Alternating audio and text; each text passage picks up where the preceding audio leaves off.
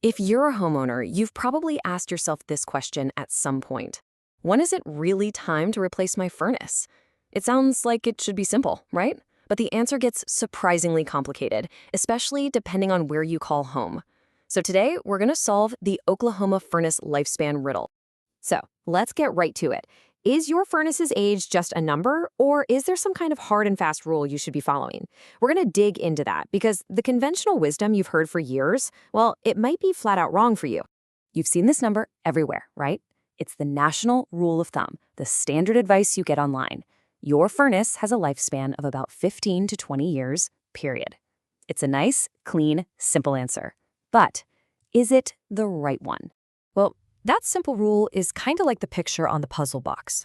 The problem is, when you get to a place like Oklahoma, you open the box and find the pieces they just don't fit. You're working on a completely different puzzle. And here is the heart of that puzzle.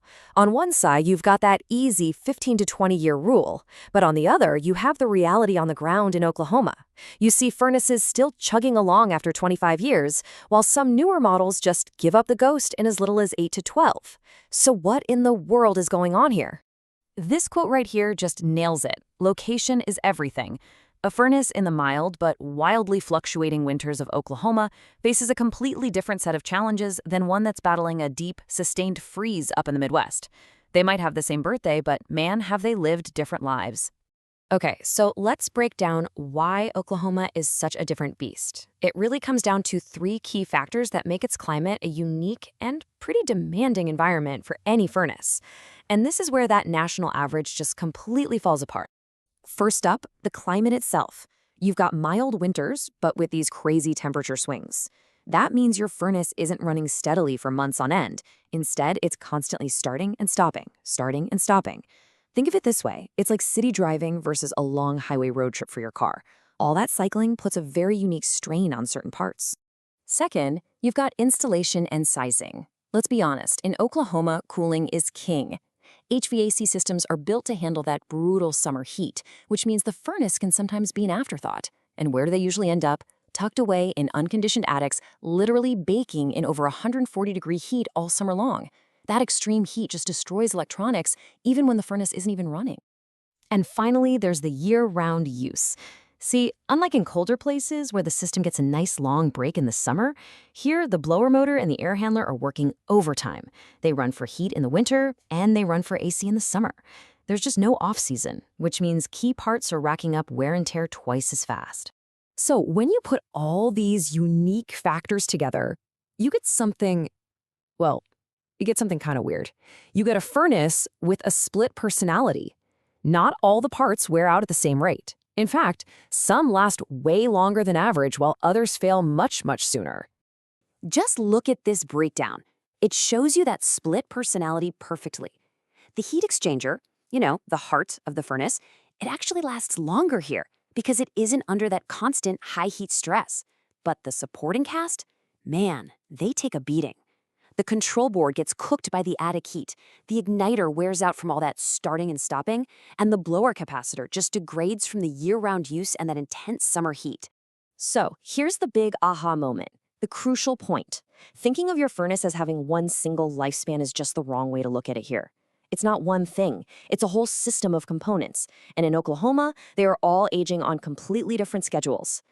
All right, so if the old 15 to 20-year rule is out the window, what do we replace it with? Let's pivot from the problem to the solution. This is your new condition-based rulebook to help you make a much smarter decision. Instead of looking at the calendar, you need to look at the system itself.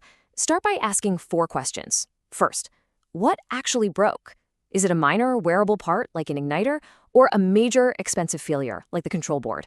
Second, how often is this thing breaking down? Is this a one-time fix or is it becoming an annual ritual? Third, how's it actually performing? And finally, and this one's non-negotiable, get a pro to inspect the core safety components. So what are those big red flags you need to be watching for? Well, it's things like having multiple parts fail in a single season, or seeing repair bills pile up year after year. Visible rust or damage on the heat exchanger? That's a big one. Or just noticing it can't keep up on the coldest nights. These are your real clues, not just the year it was manufactured. Now, this is an absolutely critical point about safety. While an old furnace might still seem like it's working fine, its risk profile changes over time. Age itself doesn't automatically make it unsafe, but you better believe it means it needs a professional's eyes on it more often to catch developing issues, like a tiny crack in the heat exchanger, before they become a serious hazard. So if you remember just one thing from all of this, let it be this. It's time to completely change the question you're asking. Stop asking, how old is my furnace? And start asking, what condition is my furnace in? That simple shift is the key to understanding the true life of your system in this unique climate. And this knowledge really puts you in the driver's seat. So the next time a technician is at your house, you're going to be able to ask much smarter questions about your system's actual health. So the real question is, what will you ask now?